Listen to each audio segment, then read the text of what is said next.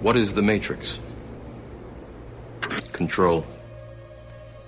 The Matrix is a computer-generated dream world, built to keep us under control in order to change a human being into this. No. I don't believe it. It's not possible. I didn't say it would be easy, Neo. I just said it would be the truth. Stop. Let me out. Let me out! Well, the foundation of the whole suppression of humanity is to sell us from cradle to grave a false self-identity. Mm-hmm. You know, if you had 7 billion people plus who realized that their name and their job and their family history and their life story were not who they were, but what they were experiencing. And who they were was an expression of an infinite, limitless awareness that is having that experience. Then trying to control, suppress, and herd 7 billion people in that level of self-awareness would be, well, it'd be a joke. Don't even start. Where you're going to start? Impossible. Yeah. So this conspiracy, fundamental bottom line, before we could go into any detail about banking scams and political scams and engineered wars, is to make this infinite awareness so programmed, so capture its point of attention and self-identity that it believes it is Ethel Jones. I work down the store. I was born in Dublin in 1948. I went to this Catholic school, and then I got myself a job, and then I got married, and I'm just little me. I'm just Joe Public. What? I have no power.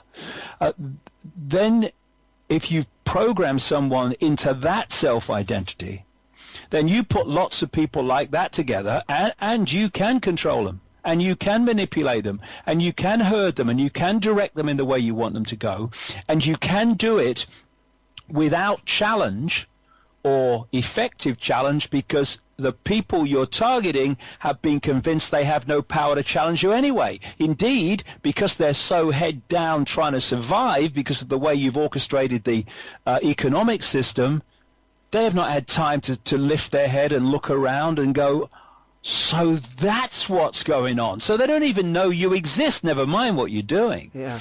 And this is the life story of billions of people, generation after generation after generation. And I've used the key word there, survival.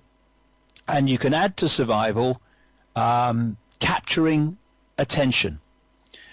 Because if you can get people to wake up every day having to survive another day financially, another week financially, another month financially, if you can focus the attention of people on survival, and those that are more financially fortunate, you focus their attention on achievement, on a career, or people who are into religion, you focus their attention on a religion. What you're doing, John, is you're focusing people on dots.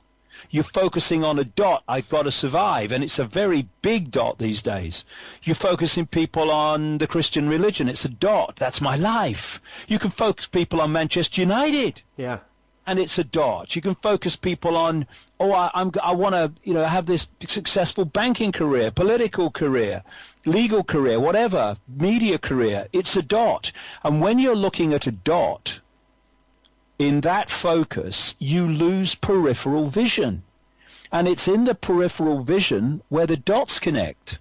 And if you're only focusing on one, you're not even seeing most of the others, never mind seeing they're actually expressions of the same tapestry.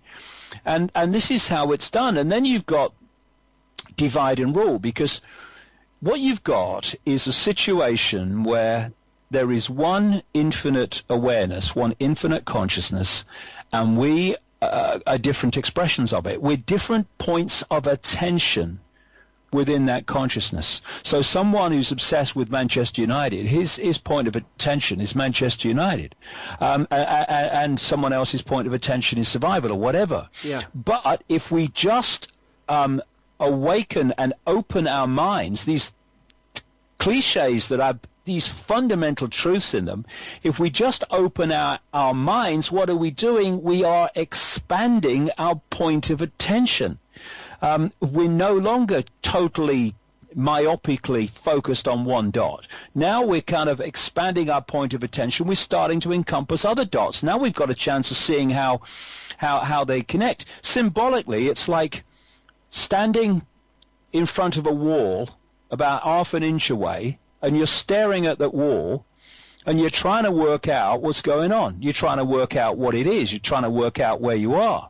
That's what happens when you focus on dots to the exclusion of everything else. But you start walking backwards, and now you're expanding your field of vision and awareness. Now you see the brick is part of a house. Now you see the house is part of a street. The street is part of a town, and so and so and so on. You go on. Mm-hmm. So you go out to a spaceship, and you see that actually the brick is part of a planet and a universe. So the point of your attention is key, because that's going to give you the fix on who you are, where you are, and the nature of what's going on. And this is why it's so important. If people do not have any kind of open mind, they shouldn't listen to a word I say, because they're wasting their time, and they should never come to an event or read any book of mine. Absolute waste of time, because it's challenging people. Not saying you must believe this, but it's challenging people to encompass a greater view of everything, to see how the dots connect. The Earth is interpenetrated and circled with a vast network of energetic force lines. Some people call them ley lines, other people call them meridian lines, the Chinese call them dragon lines, etc. And where a lot of these lines cross, a massive vortex is thrown up of energy, which if you can impact upon that vortex, that change goes out down the lines through which the energy is spinning from the vortex, and impacts upon the energy field of the Earth in general, therefore the sea we're living in. And London is a major center of this global grid. That's a key, and so is Rome, and that's why these families build their main centers on these Earth energetic major points. This is why the Olympics was in London at this time, following on from the Diamond Jubilee of the Queen, when there was lots of ritual and massive crowds in London and all the rest of it. And the opening and closing ceremonies, won't go into them now, it's a program in itself, but they were orchestrated to play the energy. For instance, I'm talking about focuses of attention. At the point where that Olympic flame came together in that very unique way that it did at the end of the closing ceremony, yeah, billions of people worldwide, not just the 80,000 in the stadium, billions of people worldwide were focused upon that flame. And there's a very true line that goes, energy flows where attention goes. When you can have somebody, I was doing a radio interview the other day, and the host was talking about the fact that he felt someone's was looking at him. He says, I felt like the eyes in the ears, stuck in my back. He said, and I turned round and there was someone staring at me. Well, obviously it wasn't the eyes of the person that he was feeling. It was the person's focus of attention, which takes an energetic form, and thus you feel it within your energetic field. It comes through to the conscious, if you like, senses, and you think someone's looking at me, and you turn around. This is where so much of this so-called paranormal and all this other stuff comes from. It comes from information entering at the electromagnetic level and coming through to the conscious mind, and you think, well, where did that come from? It came out of nowhere. It didn't. It came into the conscious mind from the electromagnetic level. The paranormal, John, as it's called, takes us into those levels that awaken us. That is why the system has marginalized the normal that they don't want people to know about, and they call it the paranormal, and blood, gore, suffering are the norm, the normal. I say to people, do you think this world is sane? Yeah. Well, please call me insane, because if you think I'm sane, I've got such a problem. You know, how can we be happy about being called sane by a world that's clinically insane? So when you think about the eyes on the back example, and someone feels it and turns around, imagine the energy generated by the focus of billions of people on that flame. Now, on the electromagnetic level, on the deeper level beyond that of non-form energy, they trawl that because they know what they're doing. Because this is not just about a network of families in human form. It's about things that go much deeper than that. And I go into that in great detail as well. The way they are giving their minds away, giving their energy away, giving their lives away, giving their right to think for themselves away to these few elite manipulators and front people and deeply, deeply privileged get rich quick on the basis of the energy and the efforts of the people. I mean, for goodness sake, a few people can't control the world.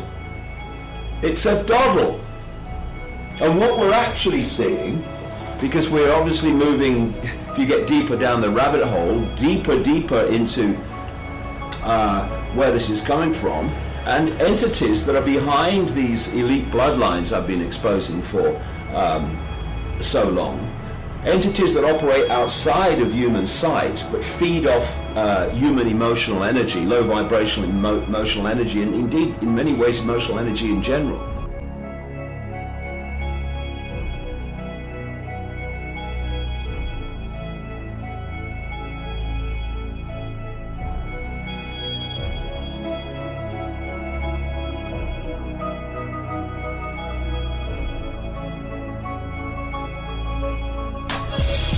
Watch a scaffold and fall into the hearts of men, collapsing vacant stalls. Looking around, we all wonder if Armageddon is real or just a perpetuated myth. Though we barely breathe, we can start to see all the lies that filter down and trickle slowly. Mainstream TV, radio, they want you to know the day's final, but only with American Idol. Woe is me, you can start to see when things ain't the way you thought them to be. Perception changed, and you like me. This ain't the way I remember growing up, man. Playing kickball, laughing hard then, and we run off into the sun again. But we grew hard from time to time, and emotions span on thin lines. Collapse, vacant stalls around you. Let 'em go.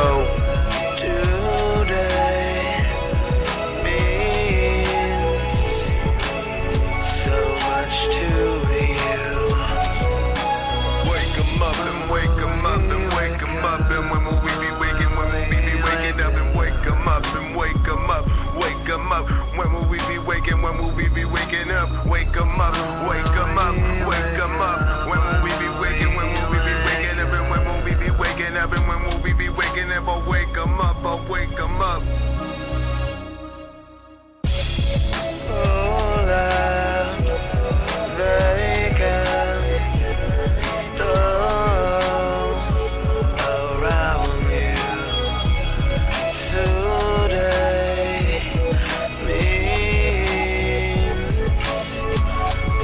Much to